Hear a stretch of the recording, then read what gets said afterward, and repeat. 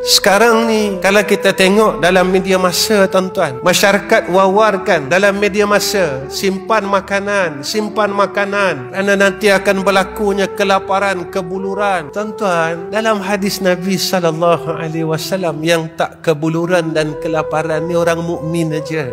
Simpanlah macam mana makanan, sebanyak mana makanan yang kita simpan, kita tetap lapar, melainkan orang yang beriman. Kerana yang disebutkan oleh Nabi SAW, orang beriman ini tidak akan lapar kerana makanan mereka itu pagi tasbih, paginya dia akan makan subhanallah, petang alhamdulillah, malam Allahu Akbar. Golongan ini yang selamat daripada fitnah Dajjal. Jadi yang kita kena perkukuhkan, simpan sungguh-sungguh, jaga sungguh-sungguh adalah akidah kita, supaya kita ini tidak terkeluar daripada golongan orang beriman. Itu yang selalu saya katakan, kita berharap agar kita selamat daripada fitnah Dajjal. Di mana pergantungan kita, di mana kepercayaan kita, di mana keyakinan kita, kita benar-benar yakin tak dengan Allah sebagai penyelamat kita yang kita gantung harap. Ini berlaku, cerita ini saya pernah cerita dengan tuan-tuan tentang perkara yang berlaku kepada Syekh Abdul Qadir Al-Jailani. Ketika ia sedang berehat di bawah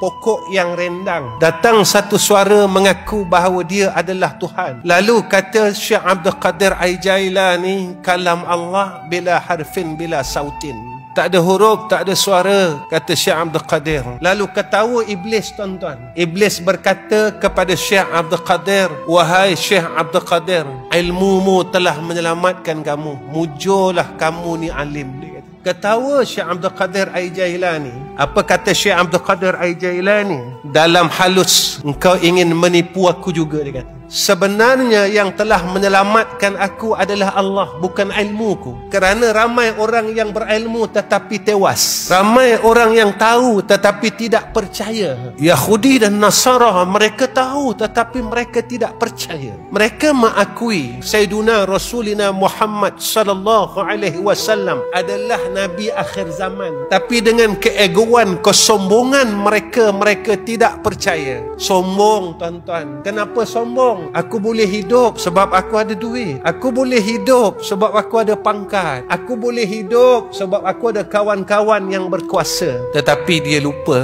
dan dia tak pernah mengatakan aku boleh hidup kerana aku ada Allah. Dia terlupa yang memberikan dia harta, kudrah, pangkat itu adalah Allah. Dia lupa yang tu pemberian Allah. Inilah, tuan-tuan, yang berlaku pada akhir zaman. Orang mula menjadi sombong dengan Allah sehingga dia menidakkan Allah dalam banyak perkara dan banyak hal. Dan inilah, tuan-tuan, ulama-ulama sufiah, ulama-ulama yang mana mereka ini kebanyakannya pada 2/3 malam mereka akan menitiskan air mata mereka kerana memikirkan umat Sayyidina Muhammad sallallahu alaihi wasallam. Setelah apa yang mereka lihat pada zaman ini, mereka akan merayu dengan Allah, mereka akan menangis kepada Allah kerana memikirkan akan umat Muhammad sallallahu alaihi wasallam ini yang Nabi sebut. Mereka ini golongan yang banyak, tetapi mereka ini ibarat buih di laut. Sekali datang ombak, mereka berpecah dan tak jadi apa-apa. Mereka ini tidak ada kegerunan pada hati orang-orang kafir. Umat Islam mula diinjak, dizalimi satu